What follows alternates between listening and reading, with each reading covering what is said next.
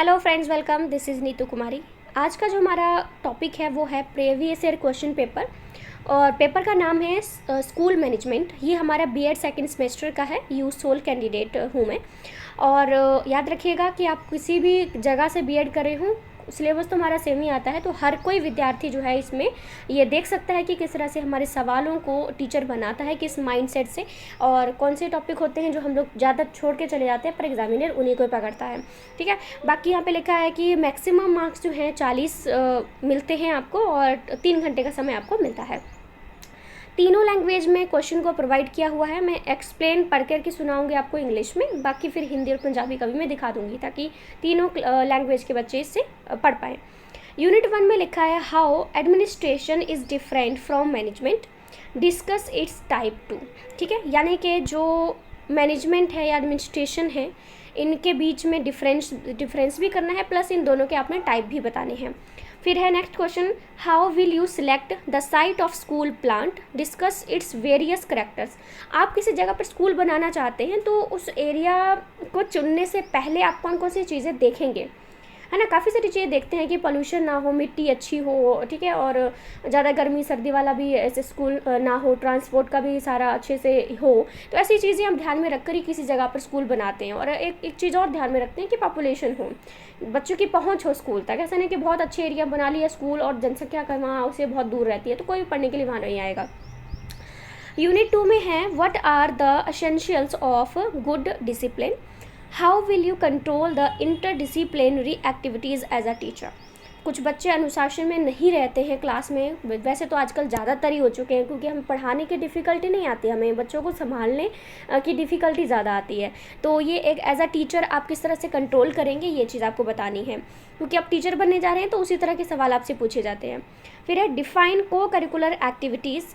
को curricular activities के types आपने बहुत सारे, जितने भी एक्टिविटीज़ स्कूल में होती है वो सब आप लिख सकते हैं कि 15 अगस्त, 26 जनवरी, और स्पोर्ट्स डे भी मनाया जाता है ना, और एनुअल डे मनाया जाता है, फेयरवेल मनाई जाती है। ये सारी चीज़ें भी हमारी एक्स्ट्रा को करिकुलर ही एक्टिविटीज़ में आ जाती है। इसमें बच्चे डांस करते हैं, गाते हैं, कविताएँ सुनाते हैं, तो बच्चों की जो कौशल है, स्किल है, वो भी हम काफ़ी उभर कर आती है। तो ये सारी चीज़ें हम देख सकते हैं। अपने स्कूल में देखा होगा, अपने खुद भी स्कूल में पढ़े हो, तो वो सारी चीज़ें लिख सकते हैं, याद करने की ज़रूरत नहीं है। उसी के साथ है describe the guiding principle of organisation of co-curricular activities in school. आप कोई भी को करिकुलर एक्टिविटीज़ करवाना चाहते हैं तो उसके लिए आपको कौन कौन से सिद्धांतों को ध्यान में रखना पड़ेगा ना। पहले तो आपने एक्टिविटी का ऑब्जेक्टिव सेट करना है कि एक्टिविटी में क्यों करा रहे हूँ, कौन सी क्लास के लिए करवाना है, इससे बच्चों का क्या फ़ायदा होगा, कितने टाइम में होएगी, कौन कौन सी एक्टिविटीज़ होंगी, ये सारी चीज़ें आपने प्रिंसिपल में लिखनी है। यूनिट 3 में आता है what step would you suggest for efficient maintenance of school record. School record रखे जाते हैं बहुत सारे, हर रिकॉर्ड के लिए अलग से रजिस्टर बनाया जाता है, तो आप किस तरह से उसको मेंटेन करके रखेंगे ताकि कोई गलत इन्फॉर्मेशन भी ना लिख दे या कोई इन्फॉर्मेशन गायब ना हो जाए, तो वो चीज़ आपको वहाँ पे देखनी पड़ेगी। ओके, आगे हमारा जो क्वेश्चन आता है वो है define the term leadership, what quality should good leader possesses. यानी कि एक आप नेता हैं, आप लीड कर रहे हैं किसी भी ग्रुप को, तो आपके अंदर कौन कौन सी क्वालिटीज़ होनी चाहिए। आपके अंदर पेशेंस होना चाहिए, आपको हर चीज़ की नॉलेज होनी चाहिए, आपको हमेशा अपने ग्रुप के पीछे चलना चाहिए ताकि सबको सपोर्ट करते हुए आप आगे बढ़ें। तो ऐसे कुछ क्वालिटीज़ हैं जो आपके पास होनी चाहिए।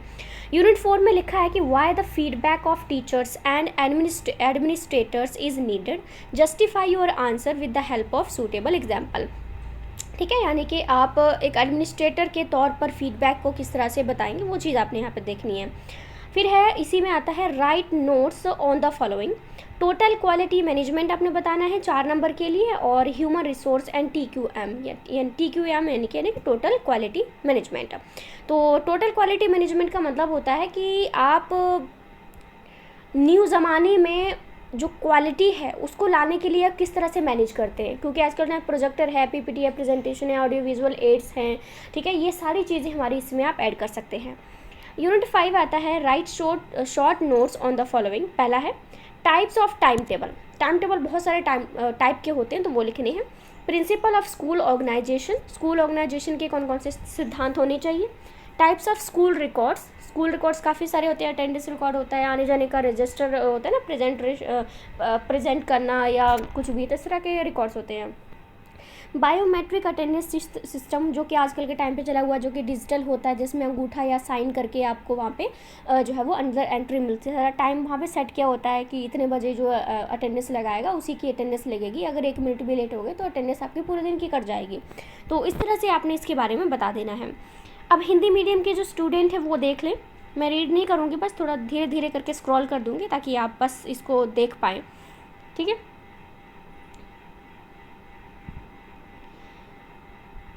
बाकी अभी इसके बाद मैं पंजाबी वालों के लिए भी दिखा देती हूँ। पंजाबी में भी लिखे हुए हैं, तीनों लैंग्वेज में स्टूडेंट्स कंफर्टेबल हो तो अच्छी बात है।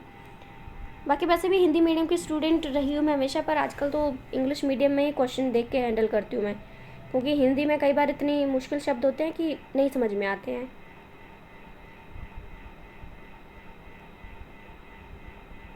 ठीक है, तो ये आपको अच्छे से क्लियर हो गया होगा।